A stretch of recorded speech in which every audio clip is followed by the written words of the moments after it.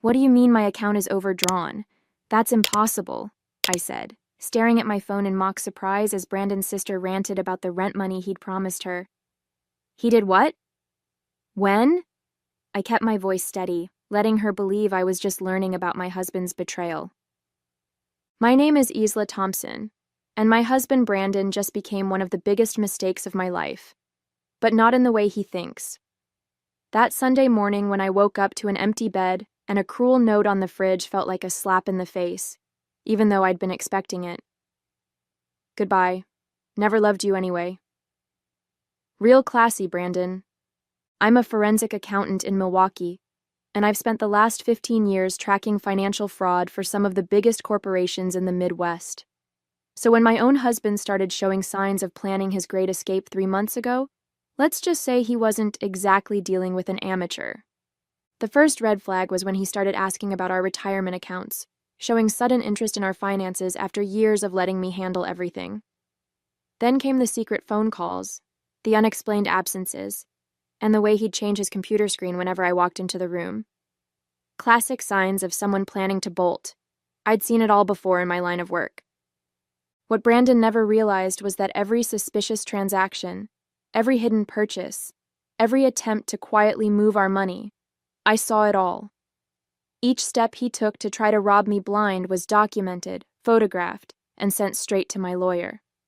By the time he left that note, thinking he'd pulled off the perfect escape, I had already moved our savings, flagged our accounts, and prepared for every scenario he might try. So when the fraud alerts started flooding my phone that Monday morning, I couldn't help but smile.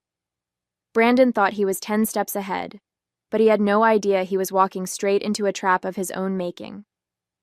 The phone kept buzzing with notifications, declined transactions, failed withdrawal attempts, frozen accounts. Each one was like music to my ears. My hand brushed against the folder marked "Just in Case" sitting on my desk, filled with months of evidence that would destroy not just his escape plan, but his entire future. As I listened to his sister's desperate voice on the phone, I almost felt sorry for him. Almost. You might think I was devastated, finding out my husband of 8 years never really loved me. But here's the thing about being a forensic accountant. You learn to see patterns. People think they're clever when they're hiding things, but money leaves a trail. Always. And Brandon? He left breadcrumbs everywhere. I met Brandon at a charity gala 6 years ago. He was charming, successful, or so he claimed, and seemed to have his life together. He worked as an investment advisor, drove a nice car, and talked about building a future together. I was impressed by his confidence, his ambition. Looking back now, I should have noticed how he always deflected questions about his clients, how vague he was about his past. The first 3 years were good, or at least I thought they were. We bought a beautiful house in the suburbs of Milwaukee, planned exotic vacations, and talked about starting a family. But there were always these little things that didn't quite add up, like how he'd get defensive whenever I asked about his student loans, or how he'd change the subject when I mentioned meeting his old colleagues. "You don't trust me?" he'd say, turning it around on me. "Why do you need to know everything? Don't you think I can handle my own finances?" Classic manipulation. I'd seen it countless times in my work, people using emotional leverage to avoid financial transparency. But I let it slide because I wanted to believe in us, in him. That was my first mistake. Then came the signs I couldn't ignore. Last Christmas, he insisted on separate accounts for our holiday spending. "It'll be more romantic if we surprise each other," he said. But I noticed the credit card statements he thought he'd hidden, showing purchases at high-end jewelry stores, jewelry I never received. The weekend business trips that didn't match any conferences I could find. The mysterious calls from numbers that always went straight to voicemail when I was around. Most wives might have confronted their husbands immediately, but I'm not most wives. Instead, I started pulling bank statements, tracking transactions, and building a case. Every time he thought he was covering his tracks, he was actually giving me more evidence. I watched as he slowly tried to drain our accounts, thinking I was oblivious to it all. "You're working late again?" he'd ask, feigning concern while I sat at my computer. Just catching up on some cases, I'd reply, not mentioning that the case I was working on was his. The breaking point came 3 weeks ago. I was working late, actually late this time, when my colleague Susan rushed to my desk. Her face was pale, and she was clutching her phone like it might bite her. "Isla, you need to see this," she said, her voice shaking. "I was reviewing the Thompson case files when I found something. It's about Brandon." My stomach dropped as I looked at her screen. There it was, Brandon's name, linked to a series of suspicious transactions we were investigating. Not as a witness or a victim, but as a person of interest. The same patterns I'd been tracking in our personal accounts were showing up in his professional dealings. He wasn't just planning to leave me. He was running from something much bigger. "There's more," Susan whispered, scrolling through the documents. "He's been named in 3 other fraud investigations. Different states, different names, but the same MO. He finds successful women, marries them, then disappears with their money. The last one was in Phoenix, just before he moved to Milwaukee." The pieces started falling into place. The charm, the secrecy, the sudden interest in our finances, it was all part of his pattern. I wasn't his wife, I was his next target. And he had no idea that his latest mark was someone who specialized in catching people exactly like him. That night, I sat in our kitchen until dawn, going through everything with fresh eyes. The loving husband act, the careful manipulation, the way he'd slowly tried to isolate me from my friends and family. It was all so clear now. I found myself laughing, not because it was funny, but because of the sheer irony. He'd picked the wrong woman to con. I spent the next 3 weeks preparing. Every morning, I'd kiss him goodbye like nothing was wrong. Every night, I'd listen to his lies about work while documenting every suspicious transaction. I moved our savings, contacted the FBI's Financial Crimes Unit, and gathered evidence that would not only protect me, but help his previous victims. "You seem different lately," he said one night, studying my face. "Is everything okay?" I smiled, thinking about the trap I'd set, about how his own arrogance would be his downfall. "Just tired from work," I replied. "You know how it gets this time of year." He nodded sympathetically, probably thinking I was working hard to earn more money for him to steal. If he'd paid more attention, he might have noticed the gleam in my eye, the one that said I knew exactly what he was planning. But con men like Brandon never think they'll be the ones getting conned. And that's the thing about people who make a living betraying others. They never expect to be the ones getting played. The morning after Brandon disappeared, his plan started unfolding exactly as he'd expected. The first call came from our bank. Unusual activity, multiple withdrawal attempts, credit cards maxed out. The second was from his sister Kelly, hysterical about the money he'd borrowed. The third was from a woman named Rachel Clark in Phoenix, asking if I knew where her husband was. Her husband. The words hit me like a bucket of ice water. "I'm sorry, what did you say?" I gripped my phone tighter, sitting down at my kitchen table. "Brandon Murphy. He's still legally my husband," Rachel explained, her voice tight with anger. "He disappeared with my savings 3 years ago. I've been tracking him ever since."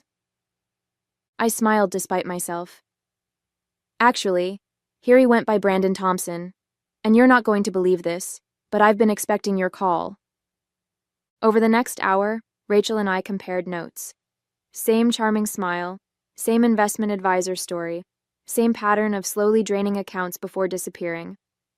But this time, there was one crucial difference. Me. "I've gathered enough evidence to bring him down," I told her, "but I need your help to catch him." That's when my phone buzzed with a text from Brandon. "I'm sorry, can we talk? Just one last time?" Perfect. He was following the pattern I'd discovered in Rachel's case, reaching out after the initial disappearance, trying to manipulate his way into one last chance to access any remaining funds. I showed the text to my lawyer, who was already preparing our counterattack. "Let's set the trap," she said, her eyes gleaming. I agreed to meet Brandon at a coffee shop downtown. When I arrived, he was already there, looking appropriately remorseful. His eyes were red, his clothes slightly rumpled, the perfect picture of a man who'd made a terrible mistake. "Isla, I'm so sorry," he began, reaching for my hand across the table.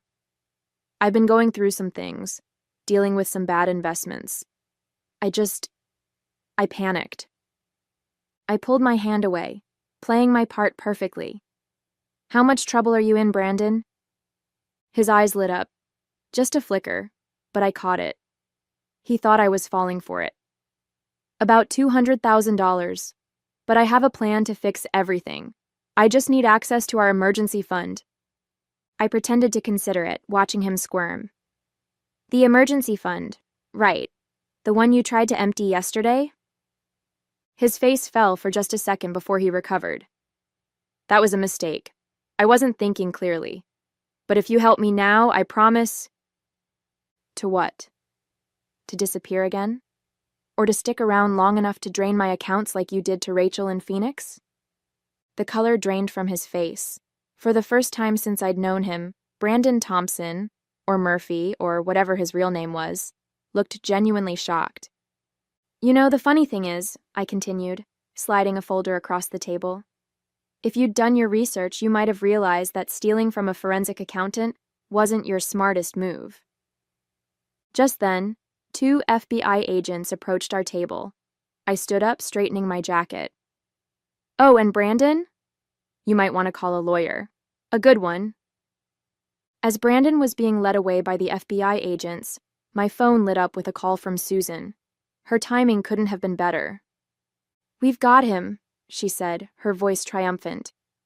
"The team just finished analyzing those offshore accounts you flagged. Brandon isn't just running a marriage con. He's been operating a massive Ponzi scheme. We're looking at fraud in the millions." I watched through the coffee shop window as Brandon was placed in a federal vehicle. He looked small now, nothing like the confident man who thought he'd outsmarted me. "How many victims?" I asked, already knowing the answer would be ugly. 23 so far, spanning 5 states. 12 marriages, all to successful women in finance. But here's the kicker. He was planning something bigger. We found evidence of a new investment firm he was setting up. He was going to use your credentials and reputation to lure in high-net-worth clients. I thought about all those late nights when he'd ask about my cases, showing sudden interest in my work. He wasn't being supportive. He was gathering information, planning to exploit my professional reputation for his biggest scam yet. "The irony," I said, "is that if he hadn't gotten greedy, if he'd just stuck to his usual marriage scam, he might have gotten away again, but he just had to go bigger." "That's not even the best part," Susan continued. "Remember that country club membership he insisted on last year? Turns out he was using it to meet his next target, Caroline Mitchell, the hedge fund manager. He was already laying the groundwork for his next disappearing act." I recalled all the Sunday golf games, the late-night networking events. While he was playing the devoted husband at home, he was setting up his next victim. But Caroline Mitchell wasn't just any hedge fund manager. She was one of my closest friends, and she'd been working with me to document Brandon's every move for months. "Let me guess," I said. "Caroline gave you access to all their private conversations?" "Every email, every text, every recorded conversation in the club lounge. He literally handed us a blueprint of his entire operation while trying to seduce her. The guy practically wrote our case for us." I couldn't help but laugh. Brandon had spent months meticulously planning his exit, thinking he was the smartest person in the room. Meanwhile, every person he thought he was manipulating had been working together, building an airtight case against him. "Have you heard from his sister Kelly?" I asked, thinking about her frantic call this morning. "That's another interesting thread," Susan replied. "Turns out she's not his sister at all. She's an accomplice. They've been running this scam together for years. She plays the desperate sister to explain why he needs to borrow money urgently right before he disappears. She's being picked up in Chicago as we speak." I sat back in my chair, taking it all in. The scope of Brandon's deception was breathtaking, but so was his blindness. He'd been so focused on maintaining his lies that he never noticed the trap closing around him. "One more thing," Susan added. "We found his real identity. His name isn't Brandon Thompson or Murphy, it's Brandon Roberts. and he's been wanted for fraud in Canada since 2015. I smiled, thinking about the massive case file waiting on my desk. Well, Brandon Roberts, welcome to your worst nightmare. I was about to head back to the office when my phone buzzed again. This time, it was a text from an unknown number. You think you're clever, but you have no idea what's coming. Check your email. The message was followed by an email containing detailed photos of me with my family, my daily routines, even shots through my home windows. A chill ran down my spine, not from fear, but from anger. Brandon had hired someone to watch me. I forwarded everything to Susan and my lawyer, then made a call to the FBI agent in charge of Brandon's case. Agent Morrison? We've got another player in the game. Already on it, she replied. The photos were sent from an IP address we've been monitoring. James Foster, Brandon's former cellmate from a brief stint in Phoenix. He's been working as Brandon's muscle, threatening victims who get too close to exposing the scheme. I thought about Rachel Clark, wondering if this was why she'd waited so long to come forward. Where is he now? That's the thing, we can't locate him, but he's probably... Agent Morrison stopped mid-sentence. Hold on. There's movement on one of Brandon's frozen accounts. Someone's trying to access it from inside your house. My house. Where I'd left my laptop open. I called Rachel immediately. Is everything okay there? We have a situation, she whispered. Kelly's here. She must have had a key. She's trying to access Brandon's accounts from your computer. Kelly, the fake sister, who was supposed to be in custody in Chicago. My mind raced through the possibilities. Either she'd escaped or... Rachel, get out of there now. Kelly's not working alone.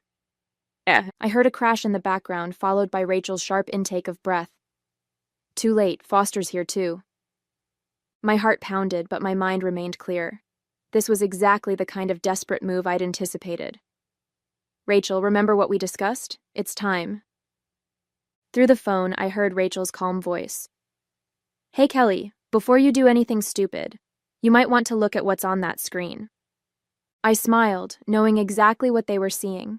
Every file, every account, every piece of evidence wasn't just stored on my laptop. It was being live-streamed to the FBI's servers. Plus, the whole house was under surveillance with agents stationed nearby. It's over, I heard Rachel say. Look outside.